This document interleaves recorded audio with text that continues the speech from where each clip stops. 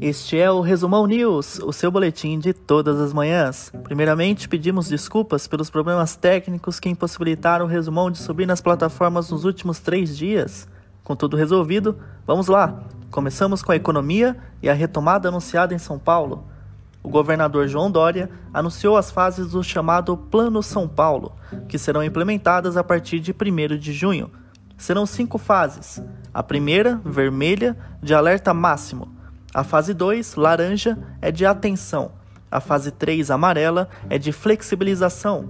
Fase 4, verde, é classificada como abertura parcial. E a fase 5, azul, é de normal controlado. Para implementar esses protocolos, o estado de São Paulo foi dividido por regiões. A Grande São Paulo está na fase 1, vermelha, o que significa que as atuais restrições serão mantidas, sendo liberadas apenas a construção civil e indústria, além dos serviços essenciais. A única exceção na região metropolitana é a cidade de São Paulo, que está na fase 2, laranja. Dessa forma, atividades imobiliárias, concessionárias, escritórios, comércio e shopping center poderão funcionar com restrições e adotando todas as medidas sanitárias determinadas pelo governo. Algumas regiões do interior, como Presidente Prudente e Bauru, estão na fase 3 amarela e assim poderão reabrir salões de beleza, bares e restaurantes. Nenhuma região está na fase 4 verde, que permitirá também a abertura de academias. A fase 5 azul permitirá a abertura de teatros, cinemas, escolas, faculdades e a realização de eventos que geram aglomeração, como shows, e que todos os serviços funcionem sem restrições. O governo de São Paulo prevê um prazo de 9 a 18 meses, contados a partir de março, para finalizar o processo de reabertura em todos os 645 municípios do estado. Agora vamos falar da divulgação de dados sobre emprego no Brasil. O governo federal divulgou que nos meses de março e abril foram perdidos 1.100.000 empregos no país. Só em abril foram cortadas 860.503 vagas.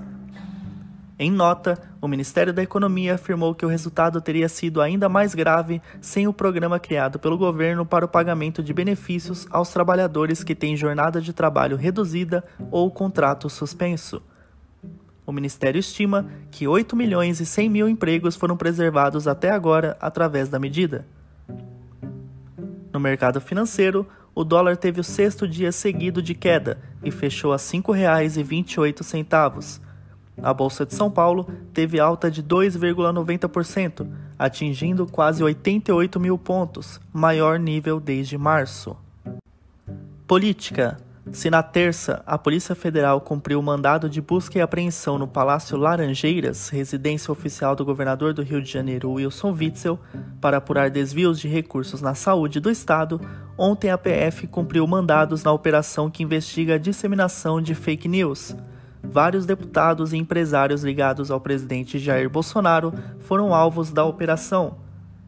O Procurador-Geral da República, Augusto Aras, pediu na tarde de ontem ao Supremo Tribunal Federal a suspensão do inquérito das fake news. O pedido aconteceu porque a decisão de determinar as diligências foi do ministro do STF, Alexandre de Moraes, sem a participação prévia do Ministério Público Federal. Segundo Aras, é constitucional a participação do Ministério Público em casos como esse. Outras 2 notícias rápidas sobre política são as seguintes. Foi sancionado nessa manhã pelo presidente Bolsonaro o pacote de socorro a estados e municípios. E também nessa manhã, o Procurador-Geral da República rejeitou o pedido de apreensão do celular de Bolsonaro. Encerramos com os dados sobre o coronavírus. O Brasil fechou a quarta-feira com 411.821 casos confirmados de Covid-19. Foram 20.599 registrados de terça para quarta. Ao todo, são 25.598 mortes, 1.086 de terça para quarta. O número de recuperados é de 166.647, 8.054 registrados de terça para quarta. Esse foi o resumão de hoje. Esperamos você amanhã com as principais notícias para o seu dia. Até lá!